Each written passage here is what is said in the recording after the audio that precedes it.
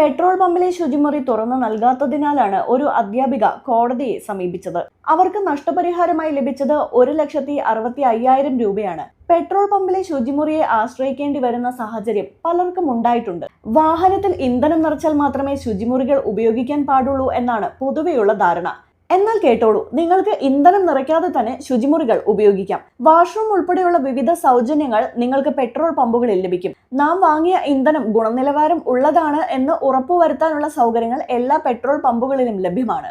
വാങ്ങിയ ഇന്ധനത്തിന്റെ അളവിൽ സംശയം തോന്നിയാൽ അത് പരിശോധിച്ച് ബോധ്യപ്പെടുത്താനുള്ള സൗകര്യങ്ങൾ ഓരോ പമ്പുകളിലും ലഭ്യമാണ്. ഇനിയിപ്പോൾ നിങ്ങൾക്ക് അത്യാവശ്യമായി ഒന്ന് ഫോൺ ചെയ്യണമെങ്കിൽ എമർജൻസി കോൾ സൗകര്യം എല്ലാ പെട്രോൾ പമ്പുകളിലും ലഭ്യമാണ്. ഇനി എന്തെങ്കിലും അപകടം സംഭവിച്ചാൽ ഫസ്റ്റ് എയ്ഡ് ചെയ്യാനുള്ള സാമഗ്രികളും പെട്രോൾ പമ്പുകളിൽ ലഭിക്കും. എല്ലാ പമ്പുകളിലും ശുദ്ധമായ കുടിവെള്ളം ഉണ്ടായിരിക്കും. അതിൽ നിന്നും നിങ്ങൾക്ക് വെള്ളം കുടിക്കുന്നതിനും വേണമെങ്കിൽ നിങ്ങളുടെ കൈവശമുള്ള കുപ്പിയിൽ ശേഖരിച്ച് എടുക്കാനും സാധിക്കും. വാഷ്റൂം, ടോയ്ലറ്റ് സൗകര്യങ്ങൾ തികച്ചും സൗജന്യമായി ഉപയോഗിക്കാവുന്നതാണ്. നിങ്ങൾക്ക് ഇന്ധനം നിറയ്ക്കാതെ തന്നെ വാഹനത്തിൽ എയർ നിറയ്ക്കുന്നതിനും സാധിക്കും. ഇത്തരം സൗകര്യങ്ങൾ നിഷേധിച്ചാൽ പെട്രോൾ പമ്പുകളിൽ ലഭ്യമായ പരാതി പുസ്തകത്തിൽ വ്യക്തമായി പരാതി എഴുതുകയും ഓരോ പമ്പുകളിലും പ്രദർശിപ്പിച്ചിട്ടുള്ള പെട്രോളിയം കമ്പനികളുടെ മേധാവികളുടെ ഫോൺ നമ്പറുകളിൽ വിളിച്ച് പരാതി പറയുകയും ചെയ്യാം. തീർച്ചയായും നടപടികൾ ഉണ്ടാകും.